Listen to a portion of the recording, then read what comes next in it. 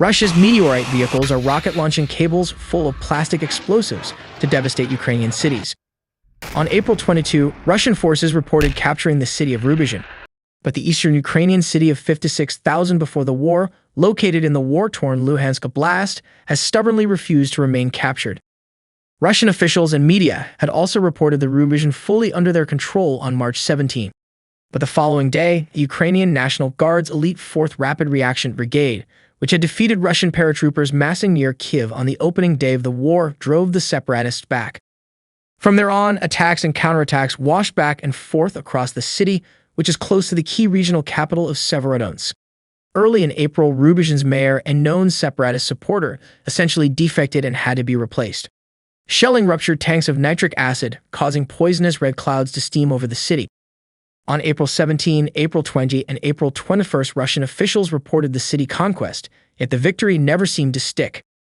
A video suggests that Russian forces in Rubizhin were impeded by resistance on the campus of the RPK Pore Kashitsi College, apparently vexed by defenders in the 5-story Institute of Physics, Mathematics, and Information Technology. The building's blackened roof and gutted windows testified to the amount of firepower it had already absorbed. The projectile seen launching at the video's beginning originated from a relatively innocuous-looking track vehicle, likely concealed behind a building. Lacking any sort of gun, it instead fired a rocket from a mushroom-shaped launcher raised from the back of the vehicle. You can see the rocket's motor flaring brilliantly in the video, trailing a thick white cable behind it as it lazily arcs towards and over the scorched Technical Institute. At the desired distance, a retractor line yanked the cable so it could drape over the other side of the building. For an entire minute after, nothing seems to happen. But later, the commander inside the vehicle pressed a button, transmitting an electronic pulse down the length of the cable, causing 1,600 pounds of PVV-7 plastic explosives strung along a 90-meter length of the line to detonate all at once, bursting the institute down the middle. Meteorite, mine clearers that also clear people. Minefields pose a deadly threat to attacking forces, but waiting for combat engineers to clear the minefield while enemy fire rains down from above and counterattack forces mobilized can be even more lethal and drain away any benefit from surprise and shock. The mine-clearing line charge, Miklake, thus was developed by several armies to accelerate the process of punching through minefields. The Soviet-developed UR-77 Meteorite, also dubbed the Gornich Serpent, after a dragon from Slavic mythology, was designed to blast a 6-meter wide lane through anti-tank minefields, allowing armored vehicles to pour through. The launcher on a UR-77 Meteorite is loaded with 2 90-meter long UPZ-77 line-capable charges, which can be projected by the launching rocket up to 500 meters away. The shockwave from the 3/4 ton of plastic explosives inside the cable is adequate to set off anti-tank mines nearby.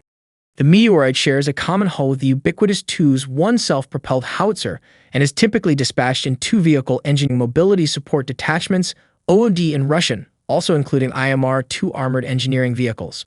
The OOD are farmed out to support infantry and tank battalion tactical groups assigned to seize and defend ground. The linear charges also can be used to blast through barricades and other anti-vehicle obstacles. However, Russia has furthermore used its UR-77s to project linear charge cables directly onto enemy positions in combat, a practice dating back to the First Chechen War. This didn't always work according to plan. In one incident near Grozny, a UR-77 killed 28 Russian Special Forces operators in a friendly fire accident. But in the Second Chechen War, UR-77s and TOS-1 flamethrower rocket artillery were extensively used to flatten and rubble-ize Chechen communities. Most infamously, UR-77s swept away buildings in the encircled town Komsomolskoye in March 2000, where hundreds of Chechen fighters under rebel leader Ruslan Geliev were holding out. More than a decade late, UR-77s operated by Assadist forces in Syria were used to smash 90-meter sways out of neighborhoods in Damascus, as you can see in the video right now. In 2015, when Russian troops stormed the Ukrainian-held Donetsk International Airport, they again employed UR-77s offensively, along with huge Tu-4 240mm mortar systems, to smash open an airport terminal Ukrainian paratroopers had held for many months. In a true case of projection, in February 2022, Russian disinformation specialists disseminated rumors that Ukraine's own UR-77 vehicles were being massed for an attack on separatist-held territory, shortly before Russia invaded Ukraine. Besides the attack on the Rubizhin, a Russian video shows a UR-77 Meteorite being used offensively in the thoroughly destroyed port of Mariupol. Russia had supposedly introduced a successor to the UR-77, the UR-07M, based on the hull of the BMP-3 fighting vehicle back in 2013. This is sturdier steel armor and can launch UZP-060 cable charges with a range of up to 1 kilometer, but it has not been seen in action in Ukraine to the author's knowledge. Russia also fields the trailer-based UR-83P Miklik, which can be carried on the back of a truck. This was transferred to Donbas separatists alongside UR-77 prior to the war. One was recorded causing a huge explosion in Marinka in July 2019. Ukraine has UR-77s too and has used them to attack separatist entrenchments in the past. The use of explosive devices to destroy enemy strong points dates back many centuries and is not intrinsically unethical.